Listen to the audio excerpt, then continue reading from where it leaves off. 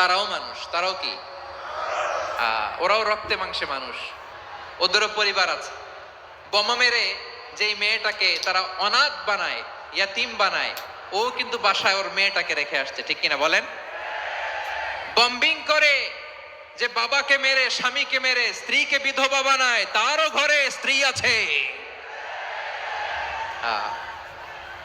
উপর থেকে বোম মেরে মানুষ মেরে দিচ্ছে, তারাও মানুষ।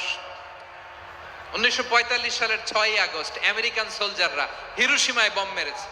আমি নিজে দেখে এসেছি জাপানের হিরোশিমাতে। সকাল 8:15 মানুষ কেউ অফিসে যাচ্ছিল, কেউ খেতে খামারে কাজ করতে যাচ্ছিল। লিটল বয় নামে একটা বোম মেরেছে তারা। এই বোমের আঘাতে, পারমাণবিক এই বোমার রেডিয়েশনে আঘাতে, বোম ব্লাস্ট হওয়ার পরে মুহূর্তের মধ্যে 1,40,000 নাই। উপর থেকে যারা মারতেছে এরাও মানুষ, যাদেরকে মারলো তারাও। তার মানে মানুষে মানুষে পার্থক্য আছে না? নেই, মানুষে মানুষে পার্থক্য আছে। নাক কান চোখ মুখ থাকলেই মানুষ নয়। বাড়ছে জনসংখ্যা, কমছে মানুষ, চিল্লায় বলো ঠিক কিনা? তাহলে আমরা বুঝলাম মানুষ ভালো হলে অনেক ভালো, খারাপ হলে অনেক খারাপ। ও আমার কলিজার টুকরা যশোরের ভাইয়েরা, আসুন না 3 দিন ব্যাপী এই তাফসিরুল কোরআনের ঐতিহাসিক প্রোগ্রাম থেকে আমরা সিদ্ধান্ত নেই, আমরা ভালো মানুষ হব নাকি খারাপ মানুষ হব।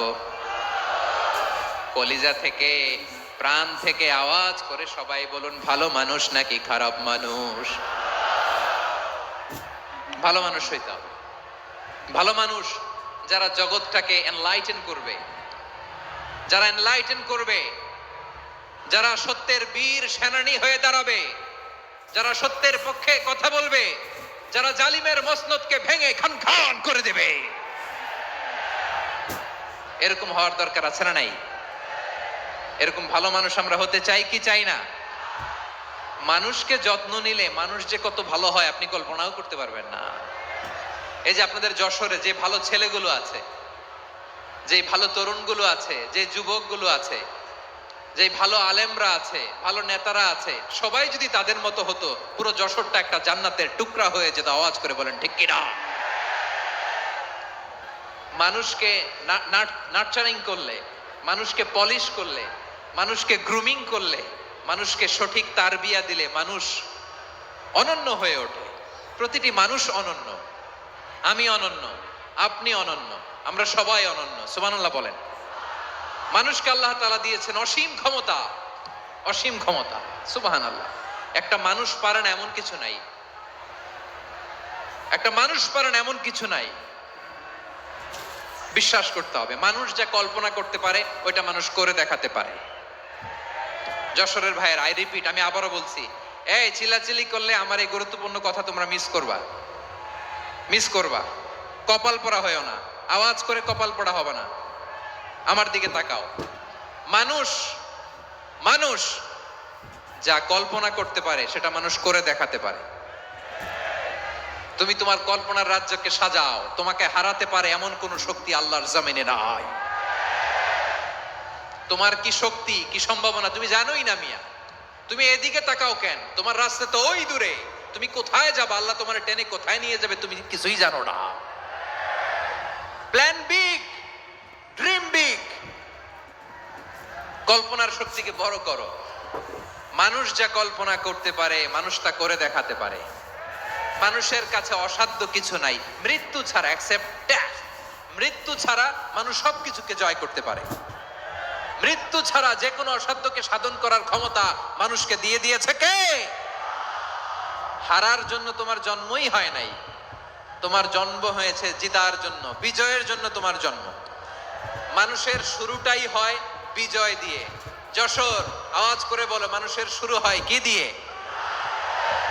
আমরা যখন আমার পিতার পৃষ্ঠদেশে ছিলাম, পিতার পৃষ্ঠদেশ থেকে শুক্রাণু যখন মায়ের গর্ভদেশে যেয়ে পড়ে, কতটা শুক্রাণু ভ্রমণ শুরু করে জানো? 20 কোটি শুক্রাণু। একবার সিমেন আউট হলে সেখানে 20 কোটি শুক্রাণু থাকে, ভ্রমণ শুরু করে। ওই 20 কোটি শুক্রাণুর মধ্যে থেকে তুমি আমি আজকে এক বিকশিত শুক্রাণু মানব রূপে পৃথিবীতে এসেছি। সুবহানাল্লাহ। ওই 20 কোটি শুক্রাণুর প্রতিযোগিতায় সবাইরে পেছনে ফেলে সেদিন আমি সফল হয়েছিলাম। সেদিন আমি বিজয়ী হয়েছিলাম, সেদিন আমি এত ছোট ছিলাম মাইক্রোস্কোপ দিয়েও আমার অস্তিত্ব পাওয়া যায়। আমি এত তুচ্ছ ছিলাম, নগণ্য ছিলাম, আমার কান ছিল না, আমার চোখ ছিল না, আমার হাত ছিল না, আমার জন্য রিকমেন্ডেশন করার মতো মামু ছিল না, খালা ছিল না, কেউ ছিল না। তারপরেও ওই প্রতিযোগিতায়, ওই কম্পিটিশনে যখন আমারে কেউ হারাতে পারে নাই, আল্লাহর জমিনেও আমারে কেউ হারাতে পারে না।